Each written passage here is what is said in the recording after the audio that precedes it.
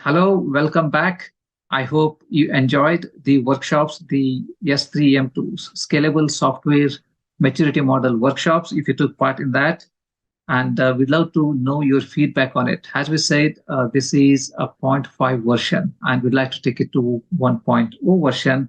And this is an open source initiative. So we seek your feedback on how we can make it better and how we can make it more applicable to you, whether you're a small SMB or a big enterprise. We love to know your feedback on it. And you can give your feedback on at the member experience at thepurplebook.club. Again, it's member experience at thepurplebook.club. All right, now let's go on to the next session here. And before I go to the next session, I'd like to give a shout out for one of our sponsors, and that is Resilient Software Security.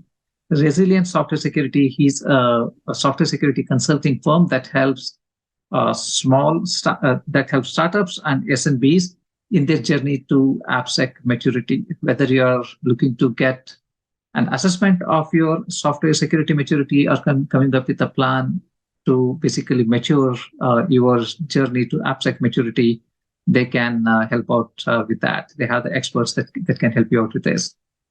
Now, coming to this session, it's basic threat modeling. It's a live workshop run by Brook Schoenfield. He's an expert in this field, and he's written a book on this one. And we call him the elder statesman. He's been in the security industry for many years now. So we can all benefit from the wisdom that he brings to any discussions around software security. He's been there for a while and he's seen them all. So I hope you enjoyed this session with Brook, and I'll see you at the other end of it.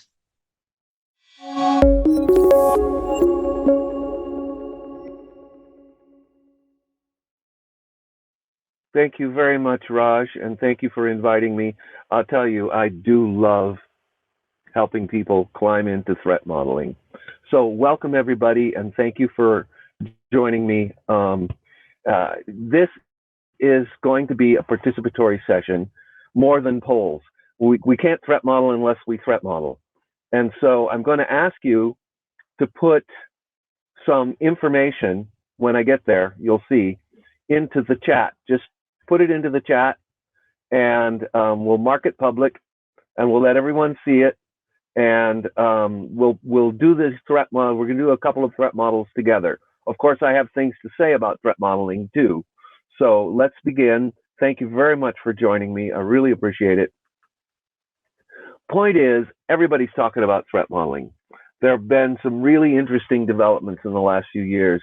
It's the threat modeling or secure design has joined the OWASP top 10, which is a really big change, by the way, from the old days. Where it was focused on just, weaknesses rather than things we got to do that create weaknesses, like threat modeling, or prevent weaknesses. And Executive Order 14028.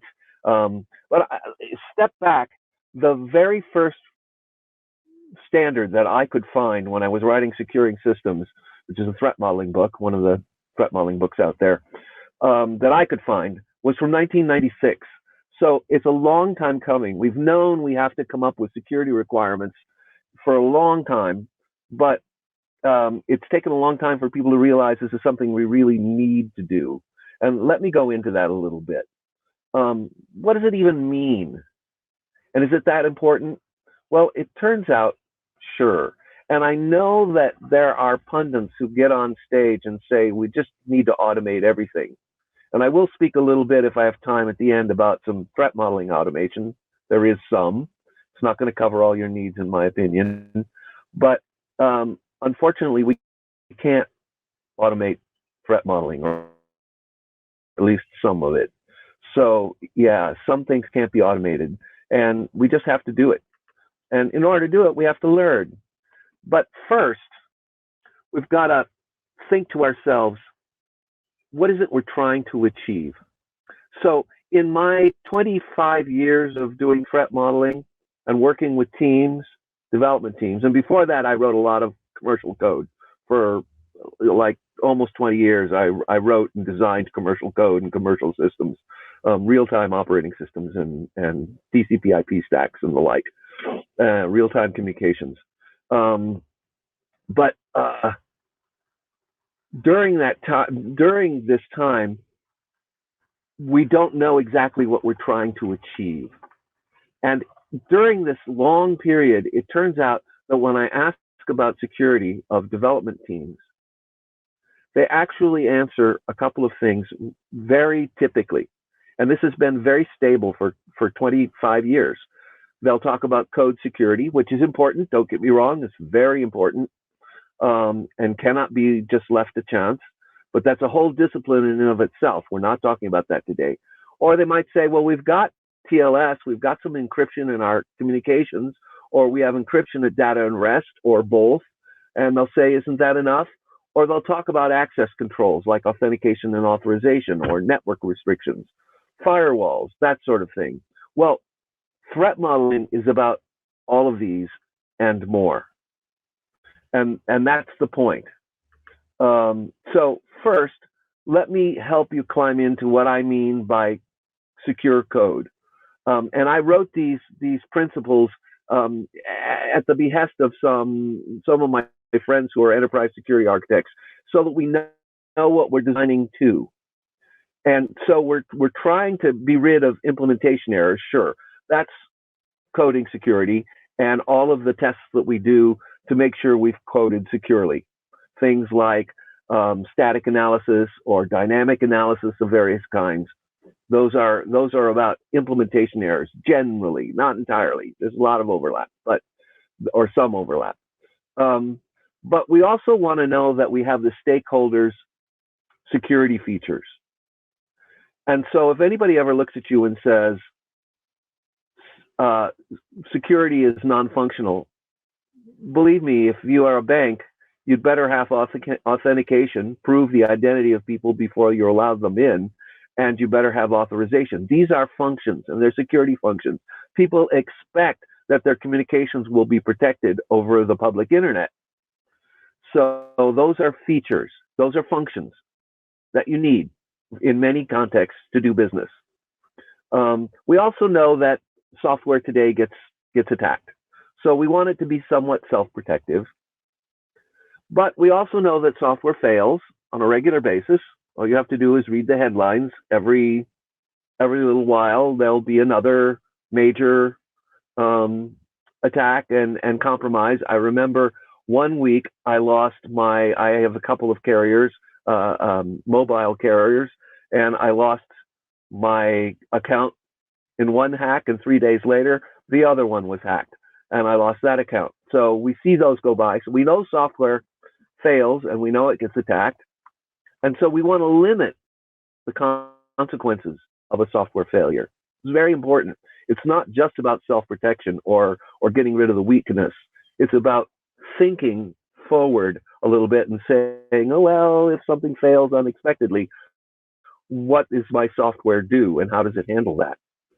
And we also want to make sure that when we start, we're not wide open.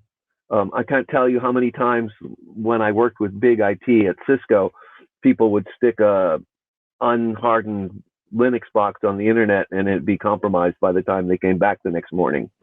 So yeah, these are the things we're designing to. And when software starts behaving with these attributes, that's secure software. So this is what we're designing to. This is what we're threat modeling for. And these last four, we figure out with a threat model. It's foundational. It gives us secure design.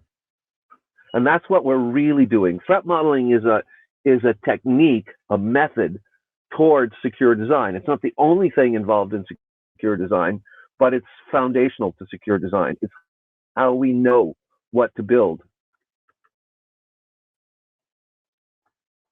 So it doesn't matter what design method you use. I've been working in agile shops now for a couple decades, not quite a couple decades, but close. And it doesn't matter. It doesn't matter if people code and design as they code, or you get a skeleton or a runway before you start coding, or you code first and then say, this design will work.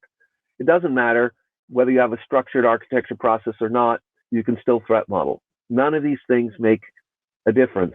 And for those companies or organizations who still have the secret group who produce the big architecture that no one actually uses, threat modeling still works. They're probably threat modeling. They should be anyway. So it doesn't really matter. So let's do one. Let's do one, a non-technical one. And what I would like you to do is throw into the chat. The chat would be better for me.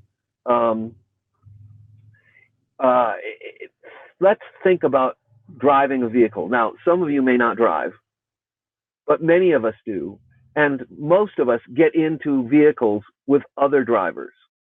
And I'm going to posit that every one of you has a threat model. You've probably not thought of it that way, but you probably know there are risks involved in driving or getting into a vehicle driven by someone else.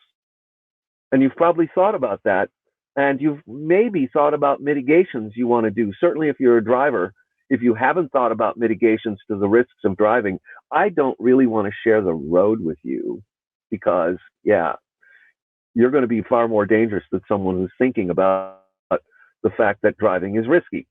So let's threat model driving a little bit. And the way we can do this is we can say, what are we working on? Well, I've given you the what are we working on. We're threat modeling driving, conducting a vehicle. Then Adam Shostak, my dear friend, who is also a great light in the threat modeling world, likes to ask these 4 questions. What can go wrong? So that's where we start. What can go wrong? Okay? And that's what I want you to start with. What can go wrong when you're driving a vehicle? And also, we're going to then think about what are we going to do about it? And finally, at the end, we think, have we done enough? So let's continue on and just very quickly do a quick little threat model here. And because I can't change my slides, I'm going to throw up a whiteboard and take notes for us all. And then we'll come back to the slides in a minute. Let's see, color, drawing. I need text, and we don't care about the size. Crash due to bad brakes, right. Can we say mechanical failure?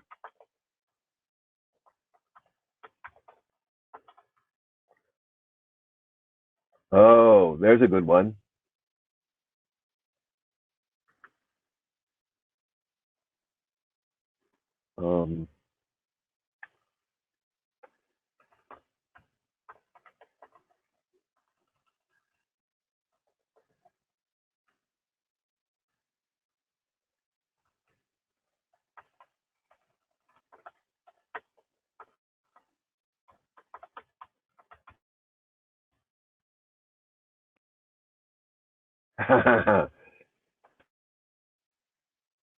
Can we call that distraction? Angry bee inside, can we call that distraction?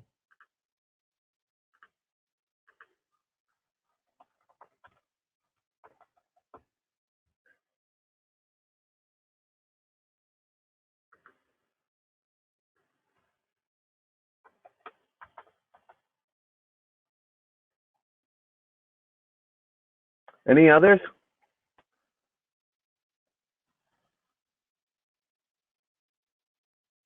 What about other drivers? I mean, we have do external factors qualify? Absolutely. We should consider everything that can go wrong that's plausible. Now, the thing about threat modeling, that I'll just tell you, yeah, weather, good, is that it's anticipatory.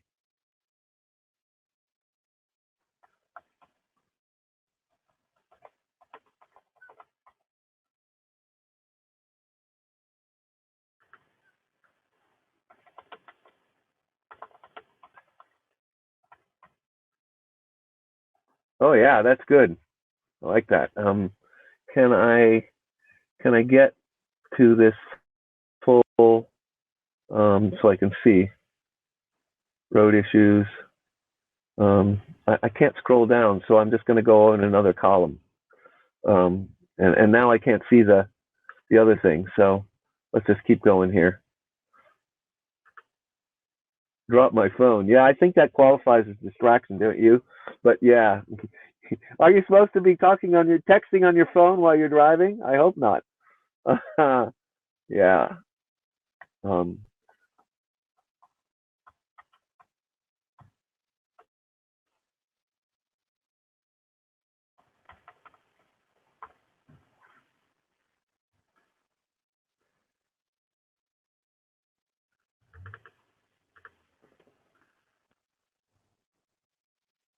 Yeah, I couldn't. Jeremy says, yeah, but it didn't work. I tried that. So I'm just going to go on here. What else do we get? Brake failure. Yeah, that's a big one, right? We really count on our brakes. So, we can go on with this for a long time. As you can tell, there are a lot of things that can happen, right? There are a lot. Let's now do a fresh whiteboard and write down, so what are we going to do about these things? So this is the other part of threat modeling. What are we going to do about it? What shall we do about other drunk drivers? What can we do about it? Or any of these issues?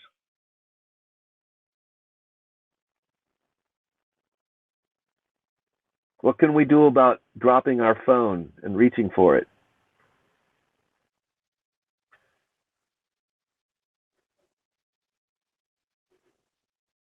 Or a failure of the grid?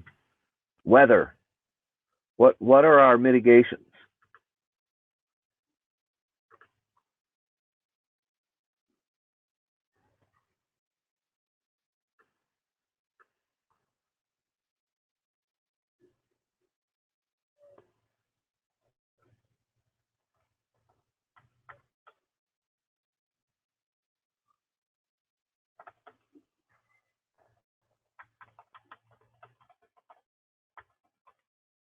It's a good one.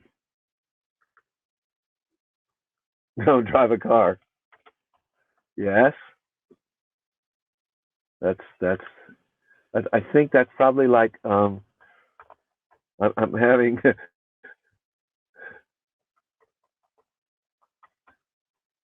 trouble keeping up. Beast water. Oh, I like that. That's great. Yeah, I'd argue maybe bicycles have their own dangers. Yep.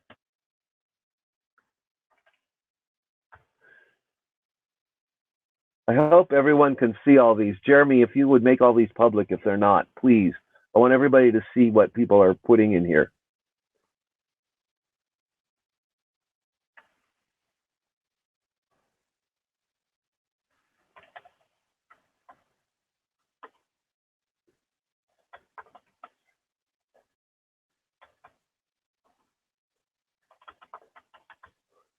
I'm putting in. I'm sort of generalizing some of these. I hope you don't mind.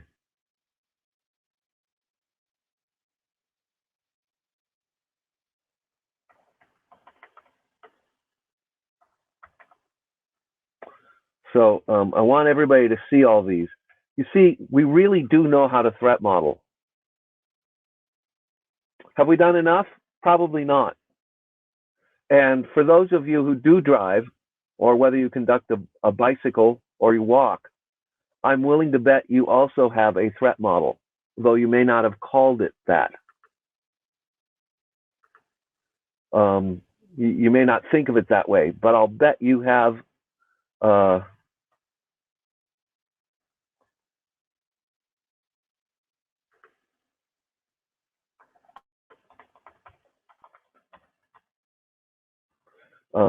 I'll bet you do have a threat model. So let's go back to the slides.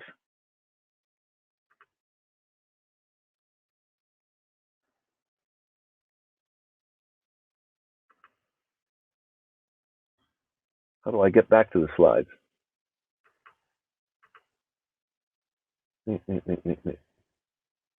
Good. So we do. So have we done enough? That's a question. And I think probably not. Driving, being, or conducting a vehicle, or even getting on public transportation each have their own risks. And we could go, as you can see, one part of a threat model. Haha, I love that. Taxes to keep infrastructure fixed. I love it. I love it. Great one, Jeremy. Jeremy's my pal. Sorry.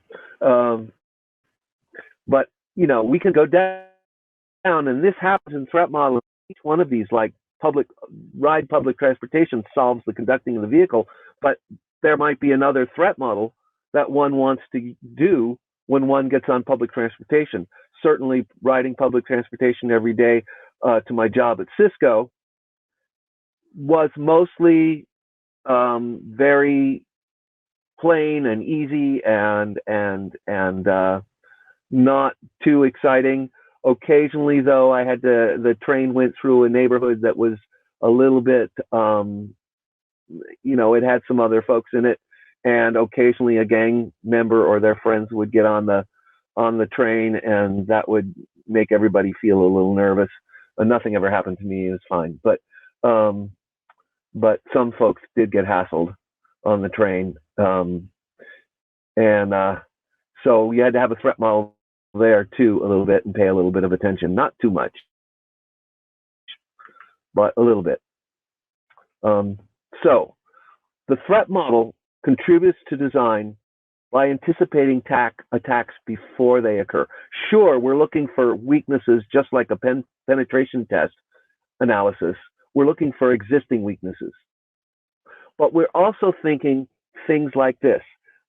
Say a project is being worked on in the C language.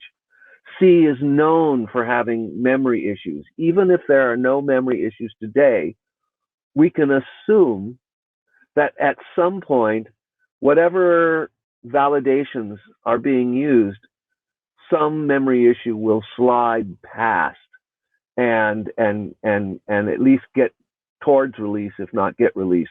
And we only have to look at someone like Microsoft or Adobe, who do occasionally release memory issues, to know that it's very hard to get all of them. Very hard, probably impossible. And so we might say, okay, you're working in C and you're not using static analysis, and you don't have a way to qualify all the issues, knowing the static analysis can tend to be very noisy. You probably need to put that into place. So you see, there is some overlap between implementation errors and threat modeling. We anticipate, we know that things might occur. For instance, one time I was working a threat model recently on .NET, and I don't know a lot about .NET. So I went over to National Vulnerability Database, and I researched what kind of issues had been reported about .NET so that I could understand what kind of things I was working with and what might happen. By the way, remote code executions in .NET get released about once a year, sometimes twice in a year, but then not for a year. So there are definitely a possibility. So that there are possibility, I can anticipate that if you're using .NET, you're probably going to need to do some incident response at some time and some patching around a remote code execution that gets released in the code. And because of that, you better put in some, you know, the mitigation would be to put in some incident response and definitely be watching what's coming down the pike in terms of discovered vulnerabilities, so you can get patched quickly and have a patching practice. And so if those don't exist, you're at much greater risk than if they do exist. And so that's the kind of anticipatory thinking we use in threat modeling. It's an aspect of design. It's how we achieve secure design. It's really no different, threat modeling, than thinking about performance, which has its discipline, and thinking about scalability, which has its discipline, thinking about usability, which has developed into an incredible discipline over the years, you know, the UX experts about how people use computers. These are all disciplines, and we apply them when we look at a piece of software as we figure out what we're going to build and how we're going to build it. Threat modeling is the same. It's how we figure out the secure part. And as implementation specifics you get more and more specific, you may have to revise your threat model from very general things like use static analysis because you're working in C to you're going to have to watch for these particular kinds of issues. And so it follows the design process, just like any other aspect of architecture and design. Here's a formal definition from the Threat Modeling Manifesto, and disclaimer, I'm one of the co-authors. I've included a couple of other things on this slide, and you'll have these slides. And there's a resources deck that has URLs to these things, like the same code threat modeling guide, which I'm a co-author. There's a new guide out just recently, which I am not a co-author of. And there's this IEEE book about design flaws. These are all free to a good home. So you might want to, you know, take advantage of them. The Threat Modeling Manifesto is up and ready for you. It's Creative Commons, so you can use it, you can repeat it. We want it published. We want people to use its wisdom. But here's its definition. Basically, you're working representations, whether they be mental or diagrams or descriptions or all of the above, and you want to think about security and privacy.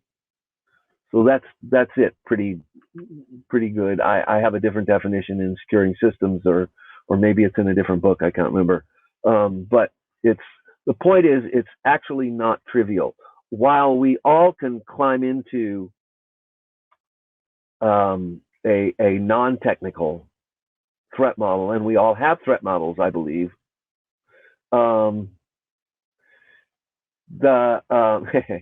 There will never be enough for security. Pretty funny.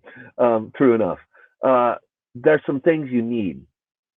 You need to understand how software is structured, both at a very high level in terms of functions, in terms of flows, in terms of infrastructure, in terms of run times.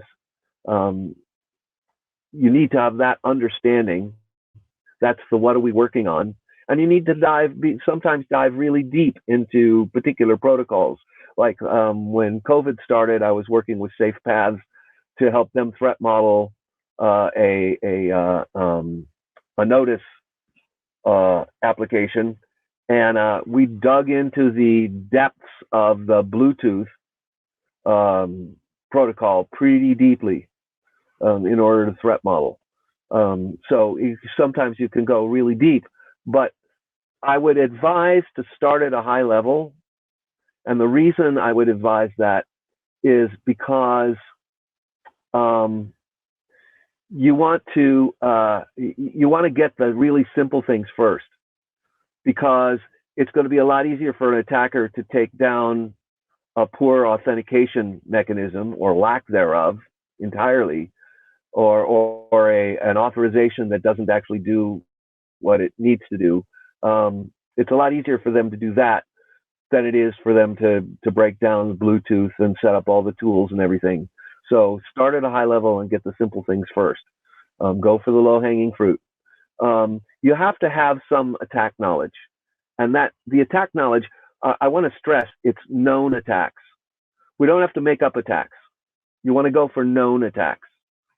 And there's a whole discipline in risk rating that I won't have time to go over today. If you take one of my longer classes, we definitely go into a risk rating, and I give you a risk rating method that's built on top of factor analysis of information risk, which is an open group standard.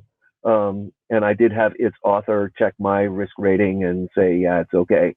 Yeah, I will give you that, but I won't have time today, and I'm sorry, but it's a whole discipline. Please don't just use CVSS base score. It's a severity, a potential severity rating, not a risk rating.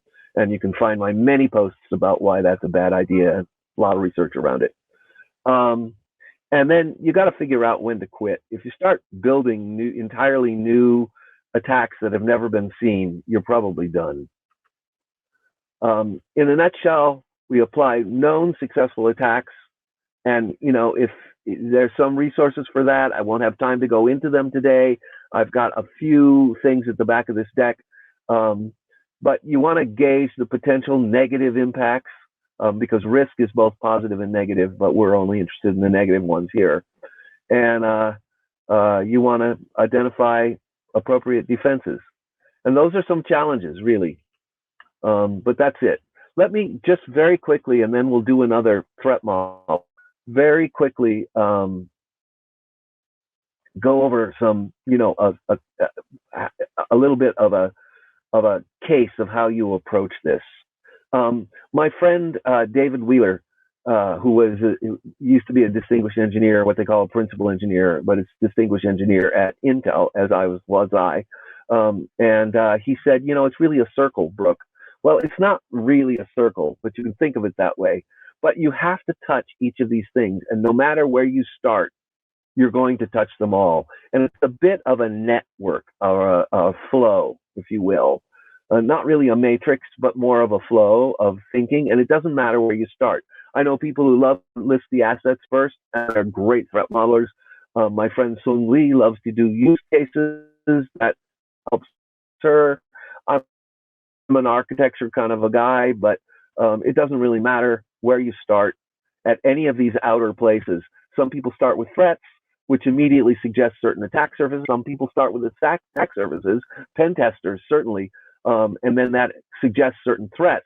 But once you think about the attack surfaces and you think about the threat, you're immediately going to get into flows and architecture and structures and functions that'll give you assets.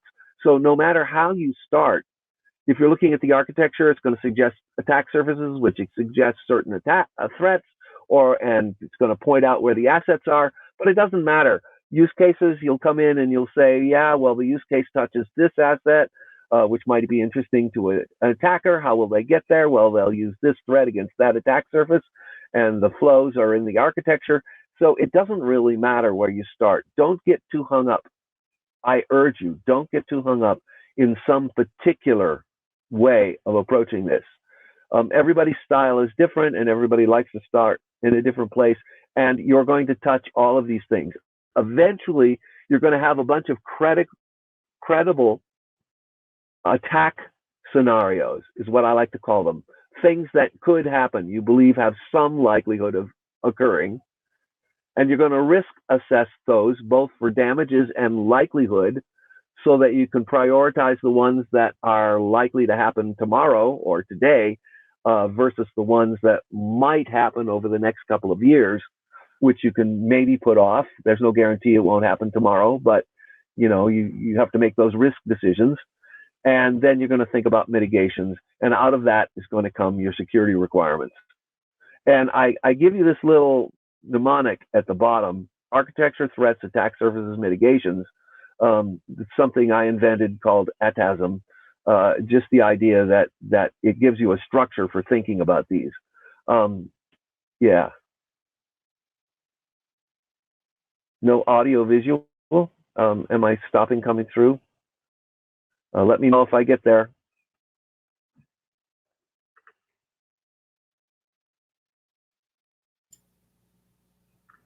Brook, you're still good on video and audio.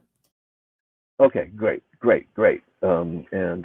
Unfortunately, I just put up the wrong thing. Hang on. Just made a little mistake. There we are. Okay. So I already said this, start at a high level. You're going to need to know the purpose of the organization and what purpose this system delivers to those purposes. That's how we figure out risk, or at least it's a part of it. So you need to know those things. I like to say you also have to know the risk tolerance of at least the executives or the organization in general, because that varies. Some contexts are really risk averse and other contexts are more risk tolerant. And that's really important when we start risk rating. How does this system contribute to those organizational goals, to any kind of existing architecture or other components? And what are its major functions? And think through, what if these functions fail? You don't have to think about how they might fail yet, or their data is stolen. And think about how they interact. That's kind of how we do this. And then you kind of can come to some kind of intended risk posture, which is important as we consider different attack scenarios. Okay, let's do another one. One more. We'll do this for maybe 10, 15 minutes, and then we'll do Q&A. This is a fictional, because when I wrote Securing Systems, I was going to reuse real systems, and then I realized I could get sued, and I didn't want to get sued. So any similarity to systems living or archived is purely coincidental. Imagine this is a system, classic web system, could be hosted in a cloud, could be hosted in somebody's infrastructure, or something like HostMonster or GoDaddy or any of those infrastructure, Iron Mountain, any of those infrastructure suppliers. Doesn't really matter. And just take a look at it for a moment. And think to yourself those questions I posed. What does this do? And what do these pieces do? Now, I'm going to tell you, this is an imaginary successful online sock store. They sell all kinds of stocks, just tons, sort of the Zappos of socks, if you will. They take no public political positions. They are very risk averse. The customers are considered the business's greatest resource, their greatest asset.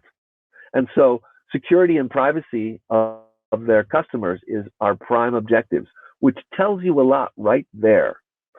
Assume, because I don't want to walk into administrative controls too much, let's assume that the administration of this site meets or exceeds NIST 853 controls. In other words, they have a very mature operations department and function. The reason I want to do that is because that's a whole ball of wax by itself. And if we go into that, it's a rat hole. It's an important rat hole if it were a real system, but again, it's a fictional system. No such system exists. 𝗬𝗏𝗖𝗵𝗽𝗏𝗍 is a figment of my imagination, although based on real world systems I have worked on. So we're going to try to think about attacks first, okay? And again, just throw them in the chat, and I'll just try to speak them, because we all have access to the chat rather than trying to copy them into a whiteboard. We'll try to stride. If you're unfamiliar with attack analysis, this is a great way to get full along. How could somebody pretend to be something they're not? And that would go all the way from stealing someone's account to stealing someone's token and manipulating it, the authentication token, post a successful authentication. There's a lot of ways to spoof. This is something that came out of Microsoft 20 some years ago, and they don't use it anymore, but it's a great little, I think, a great little beginner. If you're more sophisticated, you can drop Stride. I don't think it really helps the sophisticated person. I've seen people torture really great threat models into Stride for no good reason. It doesn't really help, in my opinion. But if you're new to this, think about, is there a way someone could fiddle something in the system until it misbehaves in some way? Repudiation is just, I'm going to do something to hide my attack. Very simple. Information disclosure here doesn't mean the successful attack. It means a kind of attack where the system tells the attacker stuff they shouldn't know. Like, one of those web errors where it gives you the entire Java stack. That's pretty useful to an attacker. Of course, you can always deny service so it doesn't function, and elevation of privileges do things that you should have been prevented, like getting through the authorization. And this is a kind of a nice high-level way of thinking about it. Again, if you're more experienced, by all means, don't worry about Stride. Just go for the attacks. But we don't want to list here things like Encryption. Encryption is something we use as a mitigation. It's not an attack. So, you know, don't try not to jump to what you're going to do about it, but just think about attacks here. Here's a more complete view. You'll notice that there's a whole admin network here that the administrators would come through. Don't worry about that. We're not going to worry about system administration right now. Let's just think about other kinds of attacks that might happen. And here's a slide that has the keynotes about who 𝗬𝗏𝗍𝗃 are and a diagram. So with this diagram, let's try to think of some attacks, some threats, or attack surfaces is good too. Where could the attacker get to? What are attack surfaces? And throw stuff into the chat, please.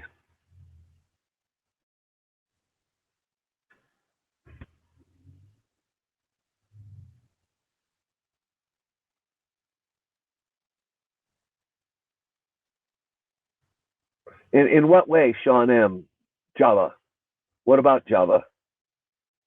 And what about online form fields? Yeah, what about Java though? Let's go back. And what about operator? Who's the operator? Let's have a little more, please. Online form fields, yes. In what way, James H?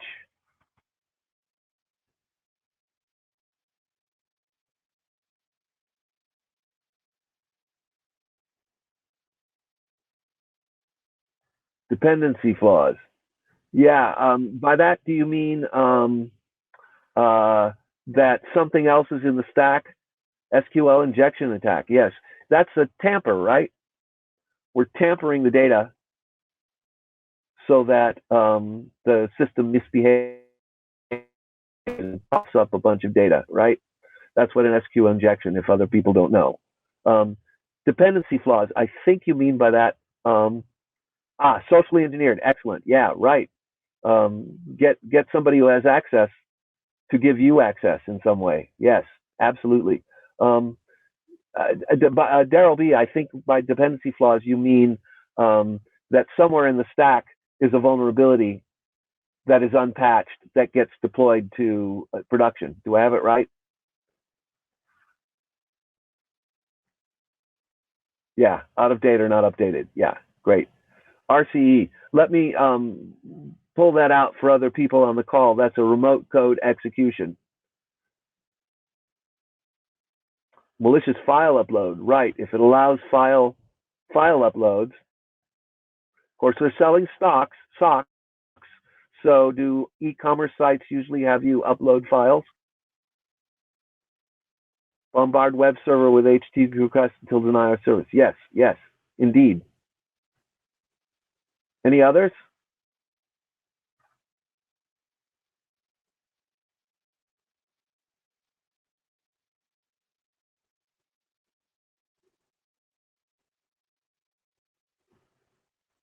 Yeah, supply chain. And again, supply chain, I would assume that means that some software this thing depends upon somewhere gets hacked and then the attackers gain access here.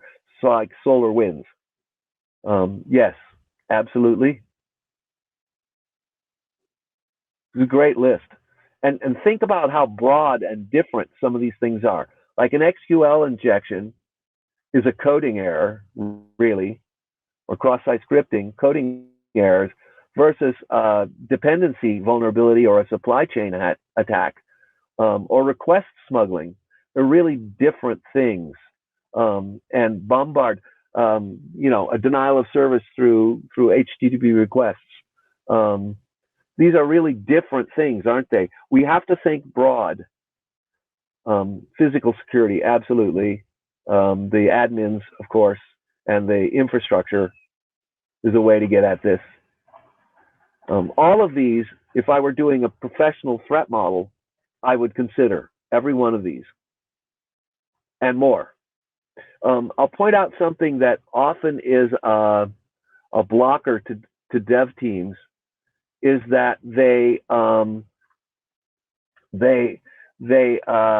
get really focused on their own functionality.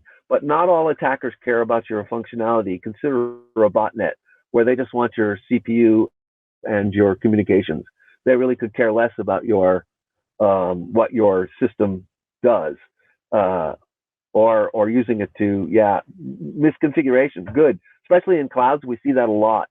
We see that a lot with our customers at Resilient. Okay, great. This is really great. Let's move on. What are we going to do about some of these? Just throw a couple of things in there for the next couple of minutes. Lack of training, that suggests a training, right? Security misconfiguration suggests another mitigation, doesn't it? And think defense in depth. So let's throw some mitigations here and try to tie them to some of the threats that we've seen if you can. Code reviews, right. And that's actually the most obvious and most broadly based mitigation I see. Even companies that have no AppSec whatsoever are still doing code reviews. Problem is they often have no training in secure code reviews. And so, you know, the code reviews are weak in that regard, but they do the best they can. Set up a firewall, software composition analysis. What that means for folks who don't know is it means looking at what the dependencies are and then checking those for vulnerabilities. Input validation, yep. Incident response tabletops, yes, that's a great one, because all of these other great things will probably fail. Do firewalls ever fail? Of course they do. They're software. Not use of default signed self-cert and web. Yes, indeed. There are, by the way, certain places where self-signed certificates are okay. You know, they can be used correctly, but you have to know how to use them.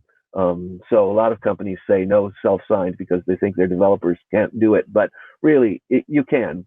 You have to validate that signature, and you have to have the public key for it so that you can validate that private key, and you have to do it right. But the self-signed for a closed loop point-to-point is probably okay, but not for a web server. No, never. Secure configuration, of course. And there are tools that help you find, especially for the clouds, things like SteamPipe. I have no financial interest in SteamPipe. I'm just mentioning it as a configuration checker for the clouds. Session expiration. Yeah, these are great. Would any one of these alone be sufficient? I think not. Change management. Yeah, good. Okay. We probably have not done enough, I'll just say, but I do want to go on to question and answers. I'll tell you, yeah, exactly. There are common challenges, figuring out which attacks, and here's some, you can have these slides. There's a bunch of suggestions to figure out which attacks and how to think about defenses. There's some public resources for that. And just remember, all software fails. Very important. Risk, I just don't have enough time to help you with that today. And late threat models are really everybody's bane of everyone's existence. Nobody likes them. Not developers, not anybody else. And for some reason, my slides are not getting there. I will say you don't want to do it all at once. You want to make threat modeling, I think, a part of your process, whatever it is. Yes, that's a great one, by the way. 𝗤𝗲𝗄, secure underlying infrastructure. Make the easy path the secure path. And I've seen that work really well at a bunch of places. But you want to refine, revisit, review, keep threat modeling lightweight, not spend 4 weeks on the threat model and make it perfect, but rather just make it part of your process. I think is much more functional. And there is automation today. I'll leave that for your you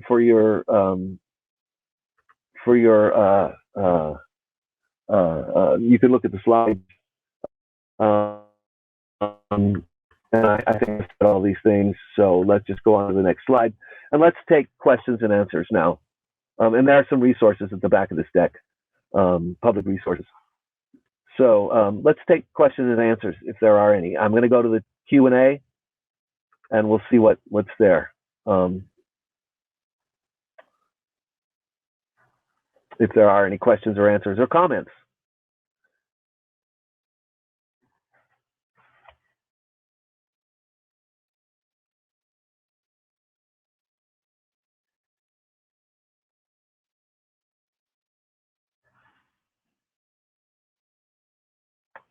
Yes, I want to publish that. That's a great question. EPSS. I was a big supporter of EPSS right from the very, very, very start. And I published about it. It took me about 6 months because of some stuff that went back and forth with McKenna, who are one of the authors. Scientia were really, really, really responsive, but not so much Kenna. And then they got upset when I published and said they weren't responsive. So there was a whole kerfuffle there. But nevertheless, I'm a big supporter of EPSS, and I love, but it was not operational at first. It is today. There's an API put up by first.org. It is very, very easy to pick a slot, like say, I want everything that has a 40% chance or more of being exploited. I want a list of those, and those are the things I want to see and fix. That's I think that's very useful, and it's a real evolution forward from CVSS, which is demonstrably poor, by the way. And that research has been growing since 2014, 𝗏𝗍𝗏 and 𝗏𝗏𝗏𝗏𝗏. So you can go check that research. I've written about it. You can find my comments online about it a lot. There's a lot of research around this, and we know CVSS is great litmus. I'm not trying to get rid of CVSS. That's not my point. It's great litmus test to say, oh, my incident response team ought to pay attention or not, but then you got to do more. So I like EPSS, but it only goes back to April 2021. So if you have tech debt earlier than that, it's not going to help you. There have been some companies that have jumped in here. I want to stay vendor neutral, but I'll just let you know there's some commercial offerings out there that are doing some amazing stuff with dark web traffic and other signifiers of exploitation. And there, so there's some commercial offerings out there that'll get you. But if you want something that's open source and available right now, EPSS is your best, I think, your best stop. And if you've got earlier stuff than 2021, well, you just have to do it by hand or get one of these commercial tools, I fear. Okay, this is a great question. And I want to publish this one too. What level of granularity? So the thing about that is that, yeah, I'll get to that one in a second. CWE, I'll come back to that one, please. But let me come to granularity, because it's a great question, truly great question. And the reason it's a great question is there isn't one granularity, but I do find if you try to get everything on one diagram, even if it's monstrous, it will be too much for most people. It will be overwhelming, and it's certainly overwhelming for me. I don't do well with overloaded visual diagrams. I go to sleep and I just turn off. And I love diagrams. I need them really desperately for my process. Not everyone does, but I find that it's very difficult for many people to handle that. So what I recommend is start with a good high level at a very high level of the high level functions or components or both, put both on them, and flows. And then for any place you have to dig in, and you will have to dig in, just do a separate diagram of just that system, remembering that a threat model is not the addition, the summation of all the sub-threat models. Every time you add some new component and a new flow, you may change, not necessarily, but you might change the high-level threat model as well of other components. They're all related. They're all interrelated. And so as long as you remember that, it's kind of a peel the onion, and it's very recursive. That wasn't me who said that. It was 𝗕𝗓𝗏𝗃, but it's very true. Threat models tend to be recursive. So you come and you discover a whole new thing, and you dig down in it, and you threat model it, and you have to come back up to the high-level threat model and see if anything's changed. And so there's a whole recursion kind of thinking that goes on here. So I suggest do your details in sub-diagrams and then come back to the higher level. But don't try to get everything on the same diagram. At least I can't handle it. I'm not that smart. Great question. And so sub-diagrams, detailed diagrams. And remember, there's no perfect diagram. If you're a network architect, what you need to see is radically different than the application architect, than the infrastructure architect, than the cloud architect. They're really different views. So having multiple views is much better than trying to get everything on one diagram. Yeah, great question. CWE versus CVE versus CVSS. They're really very different things. CWE are the weaknesses, the compendium of weaknesses that we know about. And it's very detailed, and it's rather hard to threat model for most, to use for threat modeling for most people. What I recommend there is use the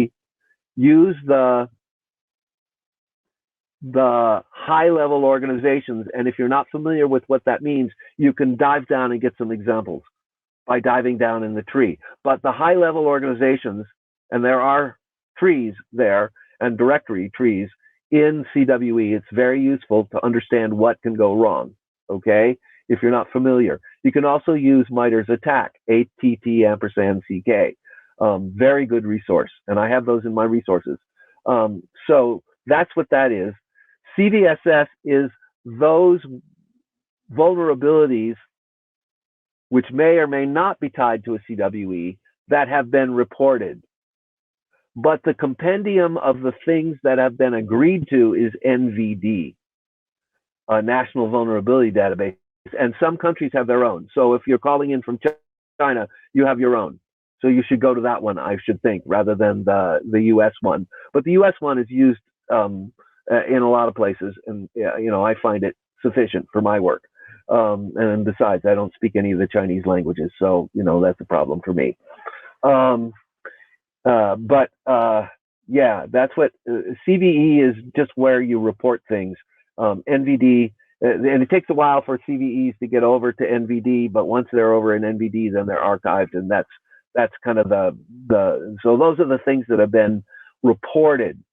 And remember, only anywhere from at least 76%, and many studies have said a great deal more, will never be exploited of what is reported, just to be clear. A lot of what gets reported never gets exploited because it's not particularly useful to an attacker or not accessible enough, or for a variety of other reasons. So, you know, just because it's in CVE doesn't mean it's necessarily dangerous. More analysis needs to happen, and that's where something like EPSS comes in. And then CVSS is a potential severity rating. It's a litmus test. And by the way, I've been dealing with CVSS since before version 1, since it was before it was in beta. So I have a long history with CVSS. One of the people working on it was 2 cubes away from me at Cisco, Gavin Reed. So, and he explained it to me while they were working on it. And so it's a great lingua franca that we can use, that everybody understands, but unfortunately, it makes some assumptions that are not true. It assumes that every vulnerability is equally useful to attackers, which is not true, demonstrably not true. According to Lalati and Massachi's research, using CVSS base score alone without other data is approximately the same as choosing at random, which is why you get an Equifax attack, compromise, which I think is running at $1.2 billion now. So yeah, it's not like they didn't have security. So yeah, so be careful with that. I think that's probably all the questions I can handle. So I want to thank you all deeply for coming and participating and giving me your time and your efforts. And I hope you got something out of this and learned something about threat modeling. You know, be sure to ask me any questions, say on LinkedIn or on Twitter. If you have any further questions, I try to keep up with everybody. Threat modeling is really important, and we can't really design without it. Thanks very much. You all have a great day or evening or morning wherever you are on the planet.